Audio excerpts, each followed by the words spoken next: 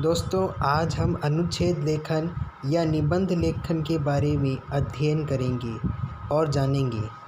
दोस्तों इस स्लाइड में आप देख सकते हैं कि लेखन का वह प्रकार जिसमें एक विषय पर बिंदु अनुसार व्याख्या की जाए तो उसे अनुच्छेद लेखन या निबंध लेखन कहते हैं। नमस्कार दोस्तों, आइए अनुच्छेद लेखन के बारे में जानते हैं। दोस्तों अगर आप अनुच्छेद लेखन करना चाहते हैं या जिसे अपन आम भाषा में निबंध लेखन कहते हैं, तो दोस्तों निबंध लेखन है वो एग्ज़ाम में तकरीबन 10 नंबर का आता है और सबसे भारी जो अंक है वो इसी से ही प्राप्त होते हैं दोस्तों। तो अगर आप इसे करना चाहते हैं तो इसके लिए जो ज़रूरी बातें हैं वो जानना बहुत आवश्यक है। आइए दोस्तों, आइए जानते हैं इसके बारे में क्या ज़रूरी बातें हो सकती हैं। सबसे पहली बात दोस्तों, जो निबंध आप कर रहे हो वो निबंध पूरी तरह स्वच्छता से निपुण होना चाहिए, यानी कि उसके अंदर कोई भी काटा पीटी नहीं होनी चाहिए। अगर दोस्तों आपने उसमें काटा पीटी करी तो इसका खामियाजा आपको ही भुगतना पड़ेगा और आपके जो एग्ज़ामिनर चेक कर रहा है कॉपी वो आपको कम मार्क्स दे सकता है। दूसरी बात दोस्तों, इसके अंदर जो वर्तनी है यानी जो आप लिख रहे हो वो जो शब्द हैं और जितने भी उसका अर्थ है वो एकदम शुद्ध होने चाहिए और उस वर्तनी पर पूरा ध्यान होना चाहिए दोस्तों। अगर आपने उसके अंदर ज़रा सी भी गलती करी तो उसका भी खामियाजा आपको भुगतना पड़ेगा और आपके नंबर कम हो सकते हैं। तीसरी बात दोस्तों, ये जो शब्द आप कर रहे हैं या जो आप मतलब समझाना चाहते हैं वो शब्द में काटा पीटी बिल्कुल नहीं होनी चाहिए दोस्तों, क्योंकि आप जितना साफ लिखोगे उसका बेनिफिट आपको उतना ही मिलेगा दोस्तों। और शायद जो एग्ज़ामिनर है वो आपको बिना पढ़े ही उसके उत्तर दे दे और आपको नंबर दे दे।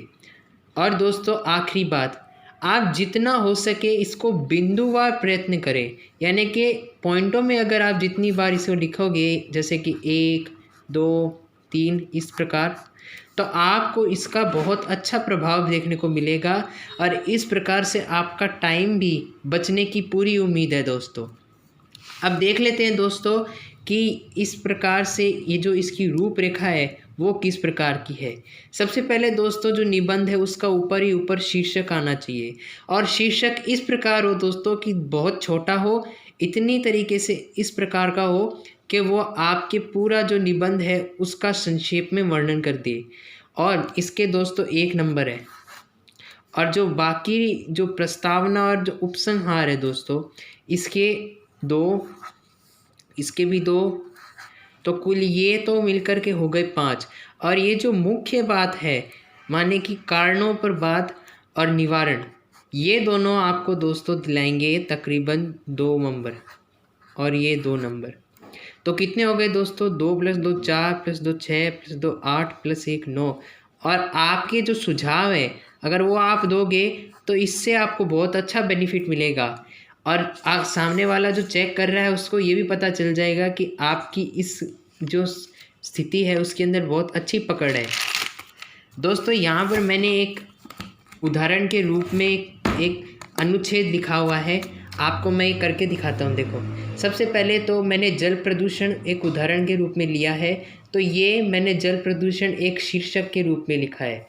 और हाँ दोस्तों एक बात ध्यान रखना कि आप अपना जो भी चीज़ें लिख रहे हो यानी प्रस्तावना, कारण, ये निवारण, सुझाव और उपसंहार यानी जो भी आप मुख्य टॉपिक लिख रहे हो पॉइंटों का, उसके नीचे अंडरलाइन लिख देना। तो क्या है, इससे आपको बहुत अच्छा बेनिफिट मिलेगा और बहुत अच्छा प्रभाव भी पड़ेगा।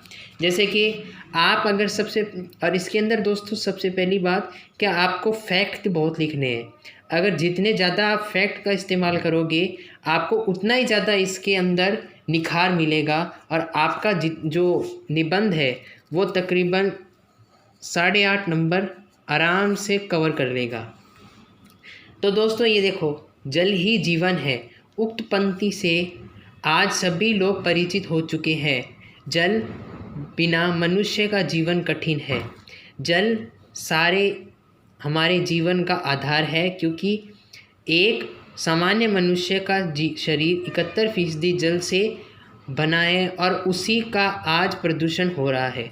यहाँ दोस्तों मैंने फैक्ट लिखा है, हमारा जो शरीर है वो 71% पानी से बना हुआ है। तभी हमको दोस्तों जब ज़्यादा बिजली का झटका लगता है वो इसी कारण लगता है दोस्तों। अब दूसरा पॉइंट ये है कि कारण। दोस्तों जल प्रदूषण का सबसे बड़ा जो कारण है वो प्रदूषित अपशिष्ट कचरा, यानी कि जो फैक्ट्रियों में जो माल बन रहा है तो उन माल के बाद में जो बचा हुआ कचरा है उसको हम नदियों में बहा देते हैं, जिस प्रकार गंगा नदी में चल रहा है। हाँ दोस्तों, आप इसके अंदर उदाहरण दे सकते हैं, अभी गंगा एक्शन प्लान चल रहा है जिसमें प्रधानमंत्री मोदी जी गंगा को साफ करने की कोशिश में लगे हुए हैं और नमामि गंगे परियोजना भी चालू है। तो दोस्तों अगर आप इस तरह से लिखोगे तो आपको बहुत अच्छा प्रभाव देखने को मिलेगा। और अन्य कारकों में दोस्तों सब जैसे कि स्वच्छता का अभाव है, लापरवाही है, कुछ लोग हैं वो जलों के अंदर बेमर्जी कोई कचरा डाल देते हैं जिसके कारण लोगों का जो प्रदूषण है वो ज़्यादा फैलना शुरू हो जाता है। अब दोस्तों इसका निवारण किस प्रकार किया जा सकता है? दोस्तों जो जल प्रदूषण है उसका एक सरल उपाय ये है कि जो कचरा है, अपशिष्ट कचरा, उन्हें पुनः चक्रीय बना दिया जाए, यानी कि रिसाइकिल कर दिया जाए इनको। मतलब कि जितने भी औद्योगिक कचरा है उसकी जगह अपने को जो उर्वरक है, यानी कि जो मैन्योर है, जो कि प्राकृतिक खाद है, उसका इस्तेमाल करना चाहिए। ये देखो दोस्तों, कचरों को जो प्राकृतिक उर्वरक है कि जैविक खाद बना देनी चाहिए जिससे कि जल प्रदूषण अधिक ना हो। अब दोस्तों आप अपने सुझाव दे सकते हैं। यहाँ मैंने संक्षेप में अपने सुझाव दे रखे हैं, जैसे कि लोगों में जागरूकता आनी चाहिए, प्राकृतिक जलराशियों जैसे जोहड़, जो कि राजस्थान में एक जल को संचय करने की एक प्रकार से प्रथा है और एक प्रकार का तरीका भी है। और दोस्तों जैसे तालाब का विस्तार होना चाहिए। ये कुछ ऐसे सुझाव हैं जो मैंने अपनी तरफ से दिए हैं, आप अपनी तरफ से दे सकते हो। और अंत में दोस्तों उपसंहार में दोस्तों अंत में केवल एक निष्कर्ष निकलता है कि आप अगर जल संचयन में सफल हुए तो उससे हमें आत्मनिर्भर होने से कोई नहीं रोक सकता। तो ये था आज का दोस्तों अनुच्छेद लेखन। अगर इस प्रकार आप करोगे तो दोस्तों 8.5 या 9 नंबर आप आसानी से कवर कर लोगे। अगर दोस्तों आज की वीडियो आपको अच्छी लगी हो तो मेरे को लाइक करें और चैनल को सब्सक्राइब करें। धन्यवाद दोस्तों।